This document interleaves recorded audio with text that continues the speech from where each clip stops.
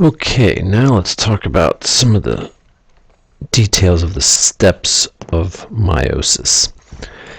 Just as in mitosis, you have interphase with these cells, and then you have prophase, metaphase, anaphase, telophase, and cytokinesis. Interphase is pretty much the same. The cells are growing. And in the S phase, you're duplicating the chromosomes, making more DNA. But it's in the parts of meiosis at the end of the cell cycle that are much different than mitosis. So we have the two divisions going from one cell to two and then two to four. And meiosis 1 is where a lot of the unique things about meiosis are happening. Okay, so early on in prophase, we have the centrosomes dividing in the centrioles, forming the spindle fibers that are going to move the chromosomes around. The nucleus begins to break down. We have those duplicated chromosomes that are condensing, and you can begin to see them, as we see here. But now we get a big difference between mitosis. Those homologous chromosomes pair up. That does not happen in mitosis. They pair up and crossing over occurs. So that only happens in meiosis. When the chromosomes line up during metaphase, the homologous pairs line up together. That doesn't happen in mitosis. Okay? During anaphase 1, the homologous pairs are pulled apart, not the chromatids. The pairs are pulled apart. Okay? So that by the end of meiosis 1, you have those two haploid cells produced. At that stage, at the end of meiosis 1, you've got those two cells. They're now haploid. Each chromosome is still a duplicated chromosome. All right, and you can see here that we see a sign of crossing over. There's been an exchange between the large pair, the large homologous pair, and the small homologous pair. Now our chromosomes are carrying a mixture of maternal and paternal genes. Meiosis 2. Meiosis 2, we could say, is a lot like meiosis in that, again, you've got the chromosomes condensed, nucleus breaking down, centrioles forming. In metaphase of meiosis 2, those duplicated chromosomes are lining up. Again, in each cell, we just have half of the original number. And during anaphase of meiosis 2, the chromatids are pulled apart. So in meiosis 2, we're going from these 2 haploid cells to 4 haploid cells, because now we're just pulling the chromatids apart. So we started with a cell that had 4 chromosomes.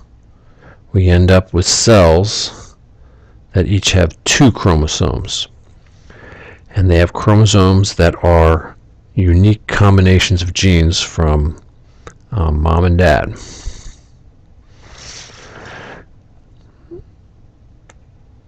All right, now let's compare meiosis and mitosis again. In meiosis, again, homologous pairs getting together, crossing over occurring, not happening in mitosis. Metaphase 1, the homologous pairs getting together. And another term we should be familiar with at this stage is we refer to this as the tetrad stage, because we basically have this coming together of these 2 duplicated chromosomes and 4 chromatids, essentially. So the tetrad, let me write that again a little clearer. Tetrad stage. Anaphase 1, homologous pairs are pulled apart. In anaphase of mitosis, the chromatids are being pulled apart. So in meiosis 2, we are taking those 2 haploid cells and dividing them. That's where we pull the chromatids apart, much like in mitosis. And so by the end of this, in meiosis, we have those 4 haploid cells, and after mitosis we have 2 diploid cells. These 4 haploid cells are all different from each other. These 2 diploid cells are identical to each other. So these tables out of the book show this nicely as well. Again, meiosis pairing of homologs doesn't happen in mitosis. Those homologous pairs get together at metaphase. That doesn't happen in mitosis. This bivalence or bivalence is essentially the same as being the tetrad. Those homologous pairs are separated in anaphase 1. In anaphase mitosis, the chromatids are pulled apart.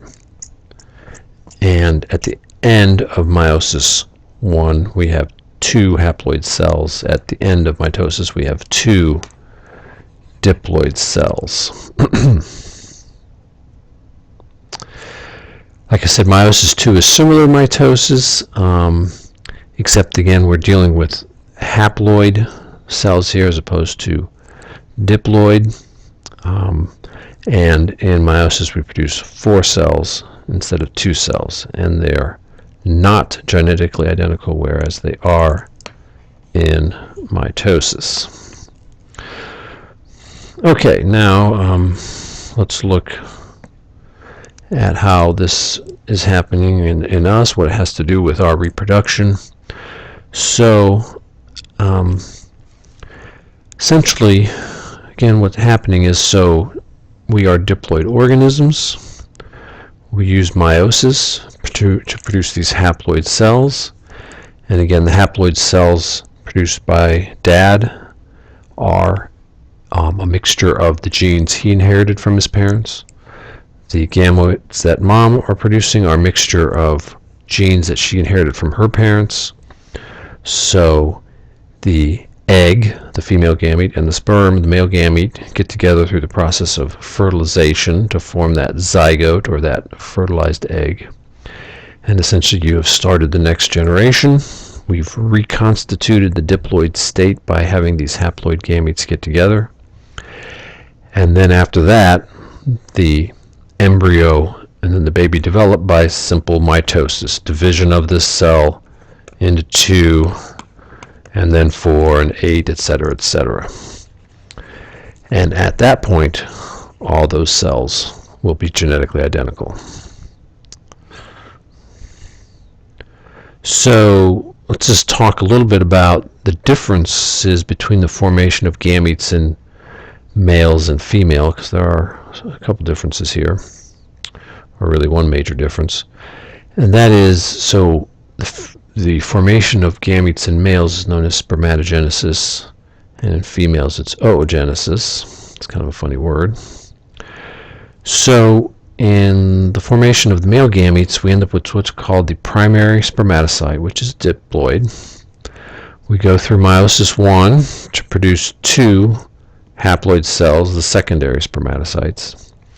And then we go through meiosis 2 to produce those 4 cells, which are called the spermatids, and they're not quite ready, but then they mature a bit more and they develop a tail, and you have the mature gametes at that point.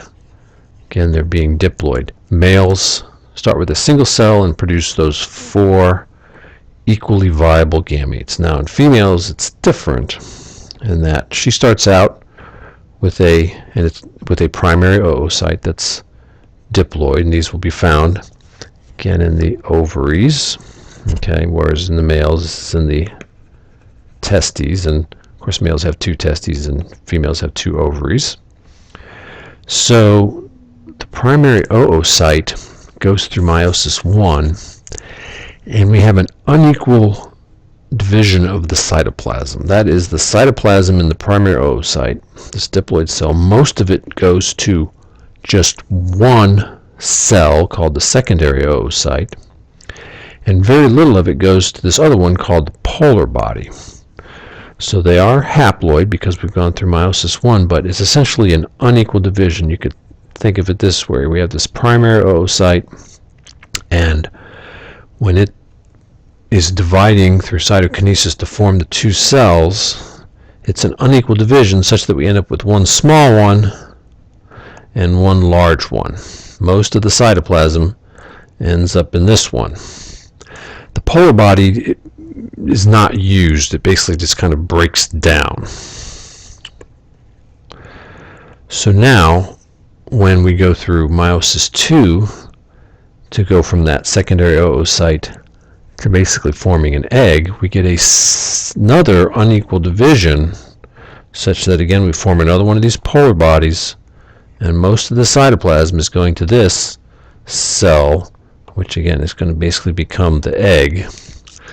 And those polar bodies aren't used, and so whereas in a male we produce 4 equally viable gametes, in females we only produce that one, and it's very large, much larger than the sperm cells.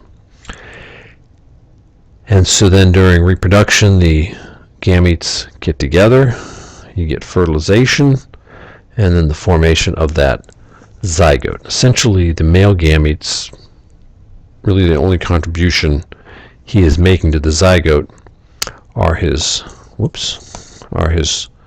23 chromosomes. The female's egg, of course, contains 23 chromosomes, but that zygote, all the cytoplasmic contents essentially come from the mother. Okay, so that's it with meiosis and sexual reproduction.